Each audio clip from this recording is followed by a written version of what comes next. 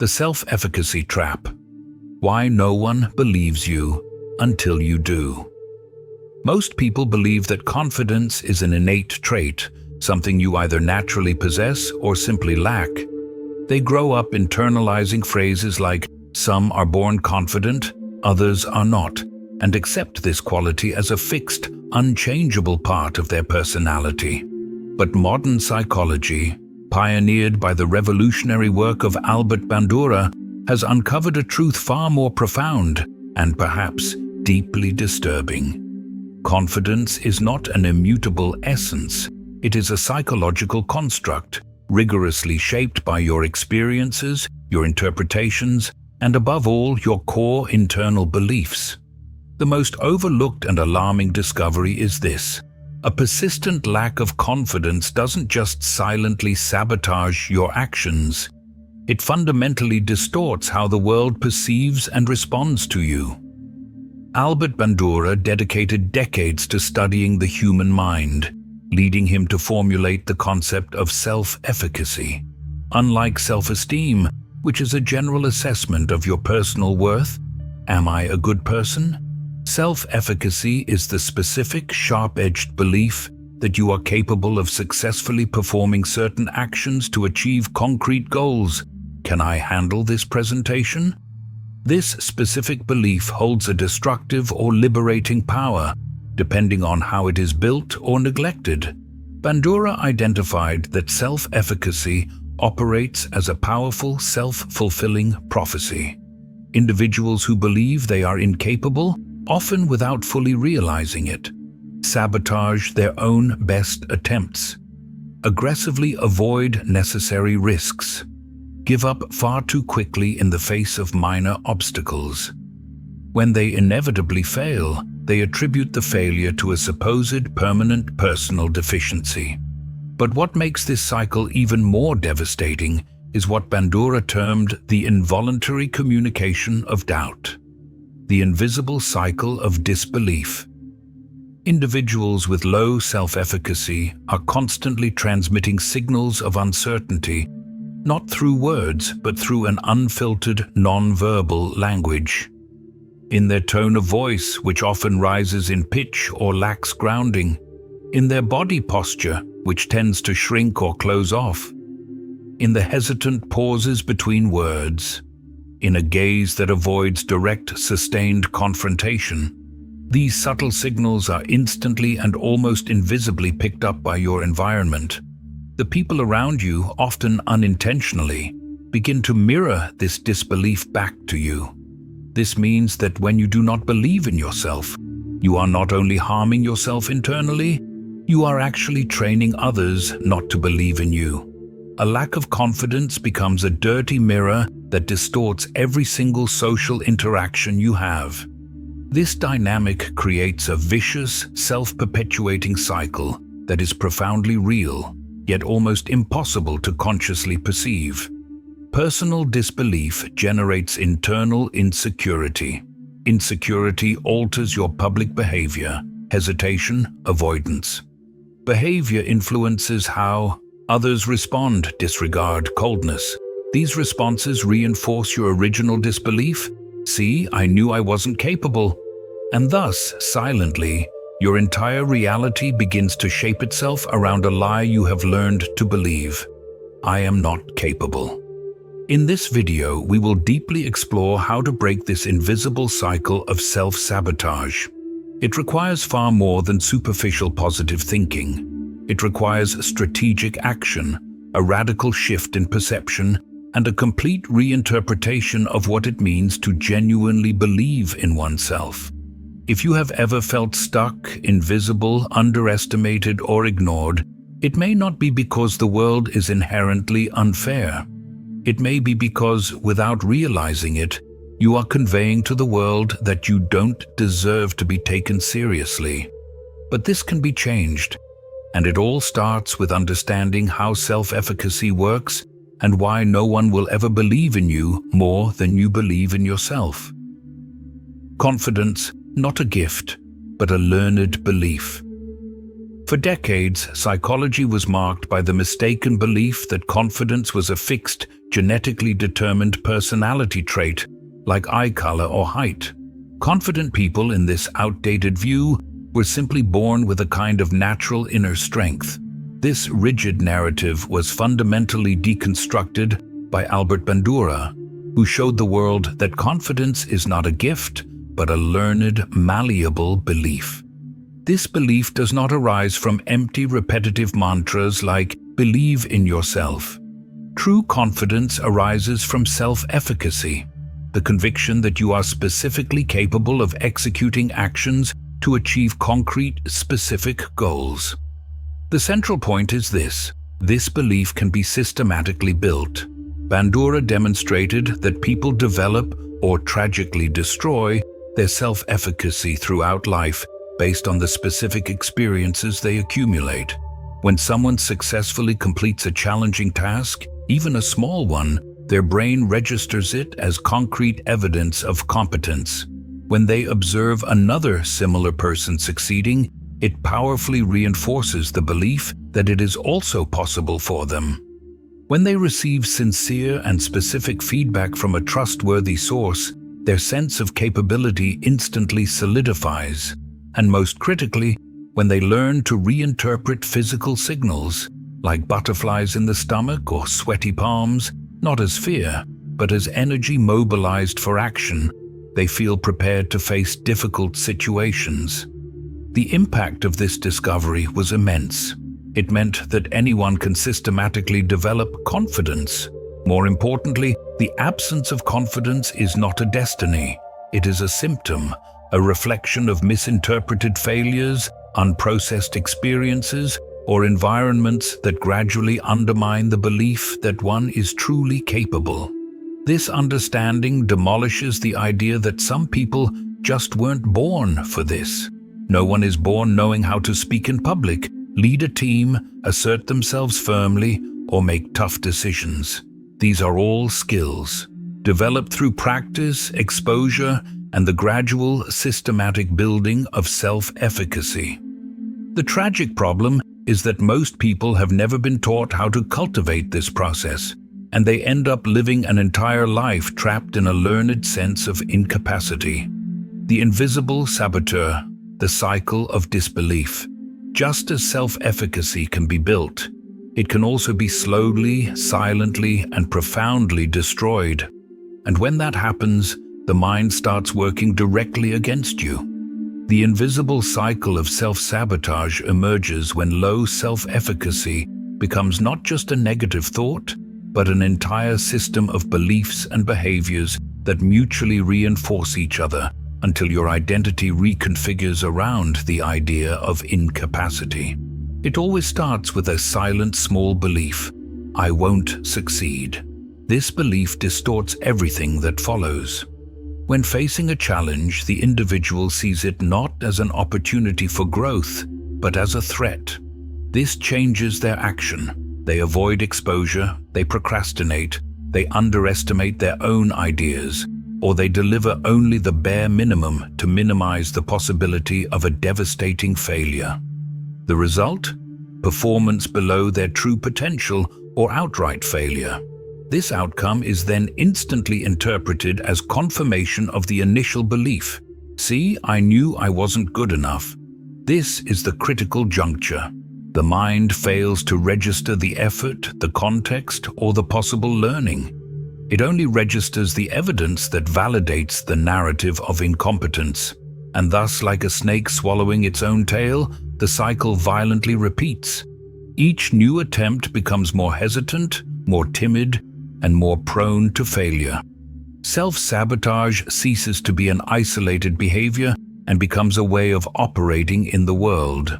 Bandura observed that this pattern is especially devastating because it doesn't only affect what the person does, it profoundly shapes how they are perceived by others. The signs of doubt, which the person is often unaware they are emitting, are highly visible to the environment. A gaze that frantically avoids eye contact, a voice that falters mid-sentence, a body that subtly shrinks in response to a difficult question, excessive pauses, nervous excuses, constant hesitation. All of this composes a silent language that communicates a clear, undeniable message to the world. I don't believe in myself. And the world responds precisely to that message. Bosses, colleagues, partners, clients, everyone begins to adjust their expectations, their respect, and their trust based on these immediate signals. Not out of cruelty, but out of social instinct. When you convey doubt, the chances of being devalued, interrupted, disregarded, or rejected increase drastically. What seemed to be an internal problem, a lack of confidence, immediately transforms into a social problem. Rejection, isolation, lack of opportunity, and invisibility. The cruelest part is that the person then uses these external reactions as further proof that they truly aren't capable. No one takes me seriously anyway. And thus, the cycle closes perfectly. This is the true devastating power of self-efficacy. It silently shapes not only your results, but also how you are treated. The body betrays confidence as social energy. Many people believe that insecurity can be entirely hidden, that by wearing the right clothes or rehearsing a speech, they can appear confident. But Bandura identified a deeper, more uncomfortable phenomenon. Insecurity doesn't need to be verbalized to be perceived. It relentlessly seeps into your body language, your voice cadence, your speech rhythm, your micro-expressions, and even the absence of presence. A lack of self-efficacy transforms into an invisible magnetic field that repels opportunity, respect, and deep connection. The human body communicates all the time, and what it conveys goes far beyond conscious intentions. Individuals with low self-efficacy often display closed postures, crossed arms, hunched shoulders, contained movements using only small gestures, tones that rise at the end of sentences as if always asking for approval, the tendency to apologize even before making a mistake. Their words often contradict their energy. Imagine someone saying, "I can try to lead this project," while looking at the floor, crossing their arms, and speaking as if they are already apologizing for an inevitable failure. The content may sound fine, but the delivery betrays the real belief behind the mask. The unconscious of others picks up on this dissonance instantly. The individual, without realizing it, sends a subliminal message. I don't trust myself. And the environment responds at the same frequency. Then why should I trust you? People with high self-efficacy transmit confidence even in silence, not because they are arrogant, but because their bodies do not feel the need to justify themselves. Their posture is open, their gestures are assertive, and their voice carries conviction, because they genuinely believe in what they are doing. It is this deeply rooted belief that the body expresses. Here is the uncomfortable truth. You are constantly training the people around you to either believe in you or doubt you. With every conversation, every meeting, and every new opportunity, you are emitting signals about your competence. The way you enter a room, how you maintain eye contact, how you occupy the physical space, everything communicates. It is not enough to just have great ideas or be a good person. If you do not convey conviction, the world will not trust you. In competitive or overloaded environments, people don't have time to decipher your pure intention. They respond to the energy they receive. But if self-efficacy can be built, what exactly are the elements that compose it? The 4 pillars. Building authentic self-efficacy. The answer lies in one of Albert Bandura's greatest legacies, the 4 real and proven sources of self-efficacy, solid pillars upon which anyone can build an authentic belief in their own ability. These sources are practical, measurable, and deeply human. Mastery experiences, the power of small wins. This is, according to Bandura, the most powerful source. It is the direct experience of success. When you face a real challenge, no matter how small, and overcome it, that victory becomes concrete, undeniable evidence of competence. Your brain registers, "I did it," and this record carries more weight than any praise or external motivation. The secret is to focus on small victories accumulated, speaking in public for 2 minutes, completing one difficult project milestone, resolving a minor conflict firmly. With each achievement, self-efficacy grows.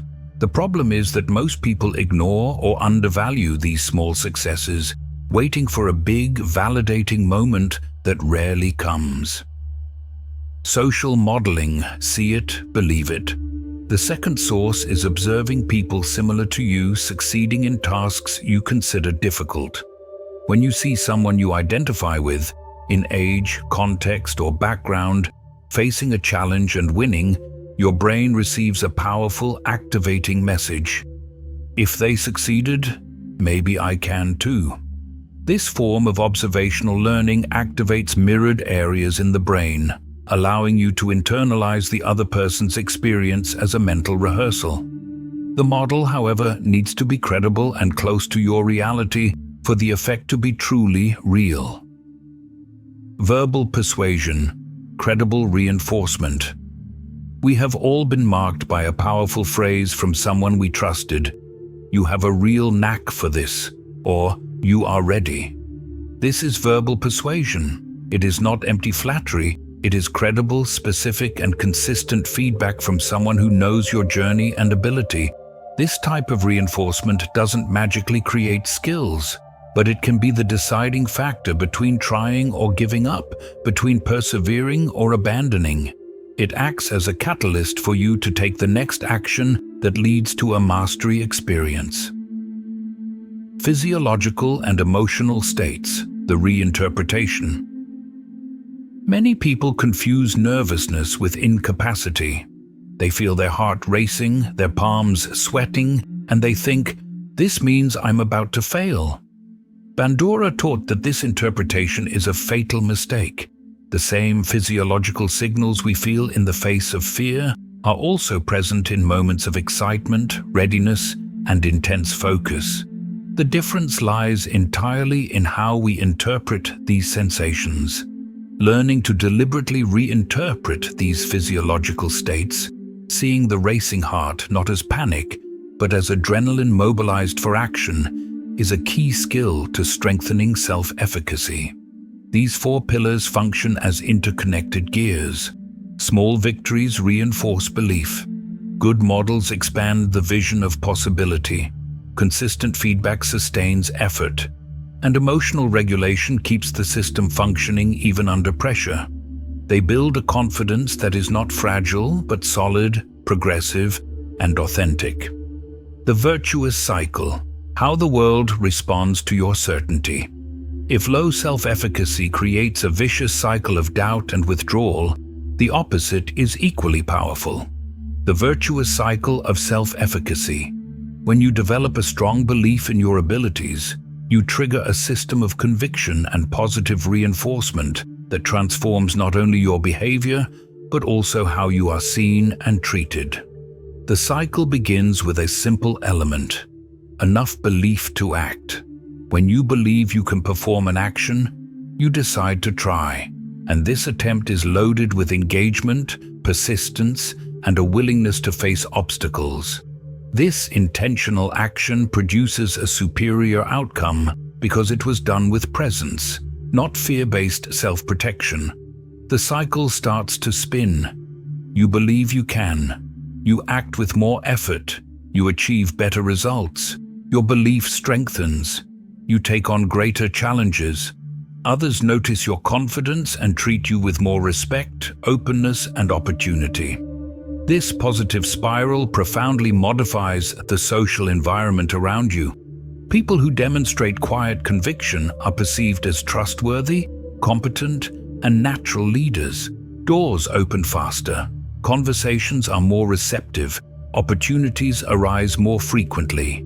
And not because the world suddenly became fairer, but because you changed the signal you transmit. You stopped asking for permission and started to take up space. This is the ultimate power of self-efficacy. It alters your social energy. Human beings respond to certainty with adherence and to doubt with hesitation.